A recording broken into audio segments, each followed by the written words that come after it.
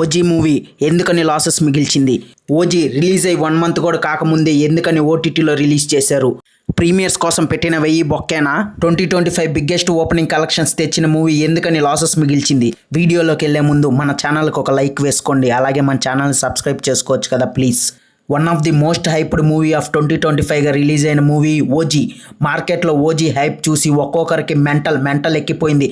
అలాంటి movie 1.5 year ముందు glimpse release చేశారు. అప్పటి నుండే మూవీ మీద స్కై లెవెల్ ఎక్స్పెక్టేషన్స్ వచ్చేసాయి.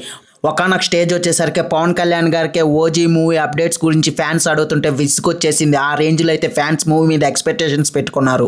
అటువంటి హైప్ని మూవీ క్రియేట్ చేసింది. దాదాపుగా 300 కోట్ల షేర్ మరియు 174 కోట్ల గ్రాస్ వస్తే కానీ మూవీ బ్రేక్ ఈవెన్ అవ్వదు. పవన్ కళ్యాణ్ గారి కెరియర్లోనే హైయెస్ట్ ప్రీ రిలీజ్ బిజినెస్ చేసుకున్న మూవీగా ఓజీ రికార్డ్ సృష్టించింది. ఇంత హైప్ మధ్యలో ప్రీమియర్స్కి ఏకంగా తెలంగాణలో 800 రూపీస్ టికెట్ ప్రైస్, ఏపీలో 1000 రూపీస్ టికెట్ ప్రైస్ పెట్టినా కానీ ఫ్యాన్స్ వెనక్కి తగ్గలేదు. హైప్కి మరియు టికెట్ ప్రైస్కి తగినట్టుగానే మూవీ అయితే ఫస్ట్ డే ఏకంగా 154 కోట్లు కలెక్ట్ చేసింది. Biggest opening for an Indian film of 2025గా ఓజీ నిలిచింది. అయినా కానీ లాంగ్ రన్ లో కేవలం ఇంకో 150 కోట్లు మాత్రమే కలెక్ట్ చేయగలిగింది. దాంట్లో కూడా భారీ ఓవర్సీస్ కలెక్షన్స్ రావడమే కారణం, లేదంటే మూవీకి బ్రేక్ ఈవెన్ స్టేటస్ కూడా దక్కేది కాదు. మూవీకి మేజర్ సెట్ బ్యాక్ ఏదైనా ఉందంటే అది ఫ్యామిలీ ఆడియన్స్ మూవీని పక్కన పెట్టడమే. ఏ మూవీకైనా లాంగ్ రన్ లో కలెక్షన్స్ రావాలంటే family audience must and should గా రావాలి. మూవీకి అనుకున్న రేంజ్ లో కలెక్షన్స్ రాకపోవడానికి మూవీ అయితే ఏ సర్టిఫికేట్ అవడం కూడా మరో కారణం. మరి మూవీలో వైలెన్స్ ఎక్కువ ఉండడం, అంతేకాకుండా మూవీలో చాలా పోర్షన్స్ ఓన్లీ ఫ్యాన్స్ కైప్ కోసం మాత్రమే పెట్టినట్టు అనిపిస్తుంది. స్టోరీ మీద కాకుండా ఎలివేషన్స్ మీద మూవీని ముందుకు తీసుకోవడం వెళ్ళడం కూడా మూవీకి దెబ్బేసింది.